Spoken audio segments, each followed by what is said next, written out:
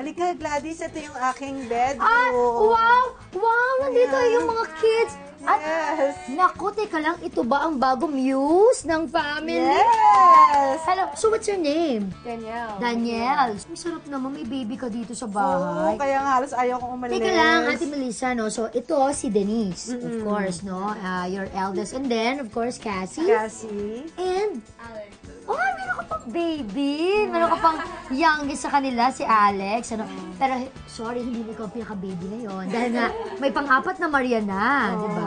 Kaya nga. Gaano kasarap na meron kayong ulit baby sa bahay? Napakasarap. Parang, pag nakikita ko siya, galing ako ng trabaho, galing ako ng taping, parang nawawala lahat ng pagod ko.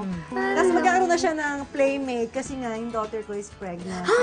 Pregnant ka ba? Oo. Pwede bang tumayo ka at ipakita mo iyong sexy pregnant oh, di ba? Boy, Ano malapit naman siya. puso ko, graduating na siya ng high school. Alam mo- Mag-hello ka naman sa kanila, na. Alam mo si Alex, napaka-charming ng mukha, ano? How does it feel na? Ako, eto nga, nandito na si Daniel. Tapos, eto na, meron na namang baby na paparating. Dobleng excitement. Kasi nga, baby boy naman na magiging apo ko.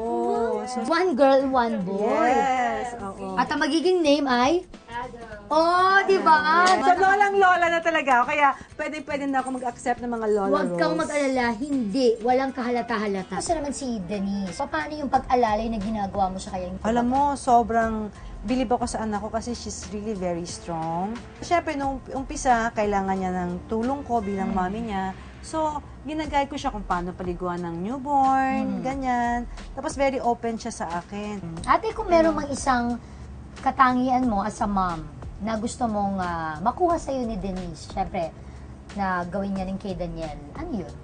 Siguro yung ipaglaban sila hanggang dulo. Ano yung wish mo at this point kay Denise and syempre sa mga apo mo? Patuloy silang maging mabuti at responsableng mga ina. Yeah. Ibigay nila yung the best that they can give to their children, ganyan. Ano naman ang wish mo kay Daniel? That she'll grow up to be Their God-fearing. princess. That I'll be able to supply all her needs. And syempre, ano yung pinakamahalagang natutunan nyo kay mami nyo, kay Ate Melissa, sa pagiging nanay? Well, syempre, my mom's always been there for us. She's been taking care of us, supporting us. And one thing I know for sure is I want to be the best mom I can be to my daughter. So, Wow! Hands-on mom to eh. Talaga? Yes. Ano yung favorite yung niluluto ni Ate Melissa? sinigang, actually. Yes, sinigang. Sinigang is our favorite Filipino. Ano, pork sinigang or... Any sinigang. Pero gusto niyo rin yung kaldereta ko, di ba? Ay, of di course. ba? Ay, yung kaldereta ni Mommy very special. Bakit? She puts cheese, she May puts twist. olives. Yes, olives. She puts green olives, black olives. May twist? Parang yung sinigang ni Chef. Oo, Oh, Chef eto Boy. na. Pero si Cassie ba or si Denise nagluluto din? Si Cassie nagluluto.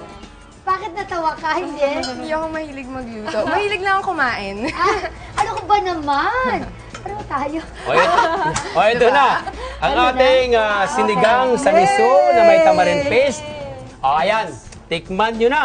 Tikman yun na. Of course. So, Ayan pala. ito. Ay, sorry. Ate, Ito po, fish. tinan mo, masarap, di ba? Sobrang sarap. Denise, so ano naman ang masasabi mo sa baby mo? Yung message mo sa kanya? I want her to appreciate everything I'm doing for her, and I want her to understand that everything I'm doing is for her. Wow! Very well said. Happy vibes.